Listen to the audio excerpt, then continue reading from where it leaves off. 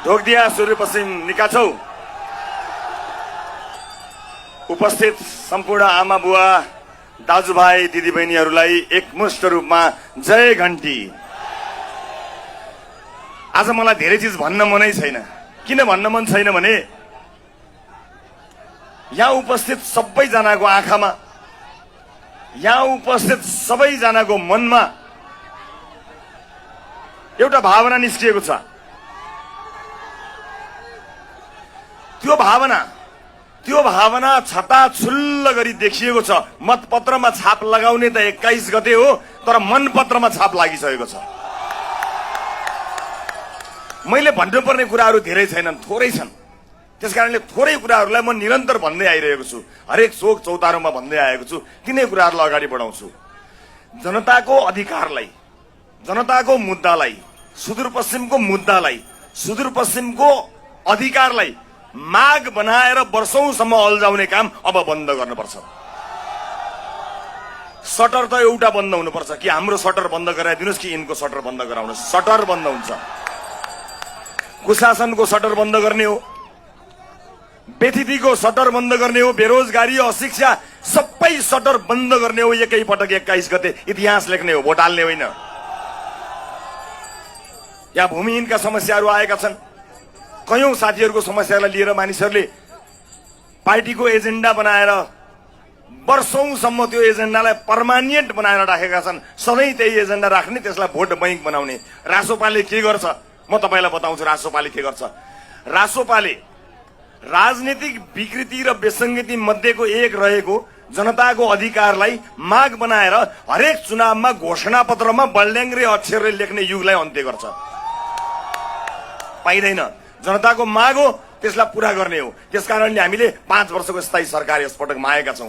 पहिलो पटक नेपालको इतिहासमा कुनै राजनीतिक दलले जनतासँग कन्ट्र्याक्ट गरेको छ। जनताले भोट दिने, जनतालाई नेताले बाचा गर्ने, अनि सजाय पनि त्यही भोट दिने जनताले पाउने। अब यस्तो चल्दैन। अब यस्तो चल्दैन। बाचा जसले गरेको हो पूरा नगर्ने हो भने सजाय त्यसैले पाउने हो, जनताले सजाय पाउने होइन। यसको लागि 5 वर्षको स्थायी सरकारको हामीले अपेक्षा गरेका छौं। आज मलाई धेरै लामो केही पनि भन्नु छैन। म तमाम विशेष गरेर भारतमा काम गरिरहनुभएका सुदूरपश्चिमका दाजुभाइ दिदीबहिनीहरूलाई यहीँबाट प्रणाम गर्न चाहन्छु, सम्झना सुनाउन चाहन्छु। तपाईहरूलाई धेरै धेरै नमस्कार र सम्झना छ। मलाई थाहा छ परदेशको भूमिमा सजिलो छैन। कामको चापाचाप छ, परिवार पाल्ने बाध्यताले जानु परेको छ। तर पनि छुट्टी मिलाएरै भए पनि भोट हाल्न चाहिँ आउनु होला। यसपटक देश बदल्नु पर्नेछ। यो देशमा चुनाव पहिला पनि भएको हो। यो देशमा कुनै पार्टीले पहिला पनि जितेको हो। यो देशमा कुनै न कुनै नेताले सधैँ जितेको हो। तर सधैँ नेताले जिते, जनताले कहिल्यै पनि जितेनन्। यसपटक जनता जिताउने हो। यसपटक जनता जिताउने हो। व्यक्तिगत हिसाब हामीलाई केही भन्नु छैन।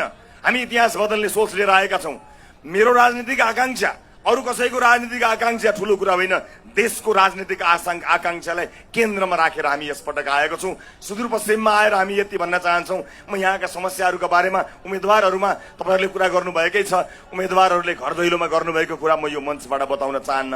बस म यति भन्न चाहन्छु, यसपटक म त नबाड्नु होला। मलाई थाहा छ पुरानो राजनीतिक दलहरूप्रति आस्थावान साथीहरू पनि हुनुहुन्छ। यहाँ नआए पनि कहीँ न कहीँ हेरेर बस्नु भएको होला। कतिपय राजनीतिक दलको साथीहरूले त्यो राष्ट्रसभाको कार्यक्रममा जाने होइन है भनेर थर्काएर नआएर लाइभ हेरेर पनि बसिरहनु भएको होला। अहिले तपाईको निष्ठा, तपाईको पार्टीका लागि म त्यसलाई सम्मान गर्दछु। तपाईले जीवनभर गर्वैदेखि एउटा पार्टी समाउनु भएको हो, म त्यसलाई पनि सम्मान गर्न चाहन्छु। तर देशको अस्तित्व जोगाउने बेलामा, देशलाई ऐतिहासिक योगदान दिनुपर्ने बेलामा तपाईले कुनै दिन भन्न पाउनुहुनेछ कि यो देशको परिवर्तनमा मेरो पनि लगानी छ, मेरो पनि भोट छ। यो त्यही बेला हो। तपाईका पार्टीहरू हिजो थिए, भोलि रहलान् नरहलान् म भन्न सक्दिन। हाम्रै पार्टी भोलि के हुन्छ म भन्न सक्दिन। तर आफ्नै हातले इतिहास लेख्ने यो अवसर यो देशले फेरि कहिले पाउँछ पाउँदैन मलाई थाहा छैन। त्यसकारणले यो अवसर ऐतिहासिक अवसर हो। देशका लागि अब एक साथ हिँड्नु पर्दछ भनेर रवि बालेनहरू भोलि आउँछन् आउँदैनन् मलाई थाहा छैन, अहिले आएका छन्। यसलाई राष्ट्रिय अवसर र उत्सव बनाउनुपर्छ।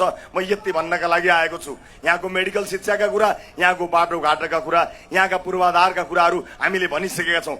म खुद्रामा कुरा गर्न आएको छैन। अब एकै पटक बदल्नुपर्ने जे हो सबै बदल्ने हो। मान्छेलाई सिंहदरबार जलेको कुरा चलेको छ। यहाँ मानिसहरू भनेका छन् सिंहदरबार जलेको छ भने सिंहदरबारलाई बनाउने हो, तर बनाउनुभन्दा जरुरी सिंहदरबार बदल्ने हो। धेरै मान्छेले तपाईलाई भ्रममा पार्न आउनेछन्। यिनीहरू आए भने गरिबको बस्तीमा डोजर लगाउँछन् भनेर तपाईको भोट चोर्न फेरि पनि आउलान्। तिनलाई सोध्नुहोस् 35 वर्षसम्म हाम्रो सपनाको डोजर कसले चलायो, तिनलाई सोध्नुहोस्। डोजर तिनले चलाएको, हामीले होइन। हामी बनाउनु भनेर आएका छौँ, बनाउँछौँ, हामी गर्छौँ र हामी सक्छौँ। उपस्थित आमा बुवा दाजुभाइ दिदीबहिनीहरू, विभिन्न ठाउँमा कार्यक्रमहरू रहेको र आज ढिला भएको हुनाले आउने भनेका कयौं कार्यक्रमहरूमा हामी उपस्थित हुन सक्ने अवस्था अलिकति छैन। बाटोमा मायाका साथ उत्साहका साथ फुल लिएर बस्नुभएका, मुस्कान लिएर बस्नुभएका आमा बुवा दाजुभाइ दिदीबहिनीहरूलाई म यहीँबाट सम्बोधन गर्न चाहन्छु। यसपटकको चुनावमा देशैभरिका घण्टी वाहकलाई हामीले जिताउनु पर्नेछ। यसपटक भोट माग्न उम्मेद्वार पुगेन भने तपाईँ पुगिदिनु पर्नेछ, किनकि यो तपाईँ हाम्रो सन्ततिको भविष्य निर्माण गर्ने बेला हो। घर घरमा जानुहोला र भन्नुहोला घण्टी वाहकको तर्फबाट हामी आएका छौँ। यसपटक बाँड्ने काम नगर्नुहोला। म भनेकै कुरा फेरि दोहोऱ्याउँछु।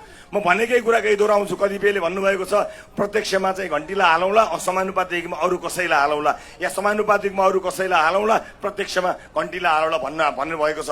म सबै ठाउँमा नबिर्सिकन भन्ने कुरा सुदूरपश्चिममा पनि नबिर्सिकन भनेर जान्छु। बेथेती र भ्रष्टाचार सबै फाल्ने कि आधी फाल्ने, पुरै फाल्ने कि आधी फाल्ने हो, अलिकति राख्ने कि राख्दैन राख्ने। त्यसो हो भने प्रत्यक्षमा पनि घण्टी, समानुपातिकमा पनि घण्टी, यहाँ पनि घण्टी, त्यहाँ पनि घण्टी, देशैभरि घण्टी। सबको जय होस्। जय देश, जय घण्टी।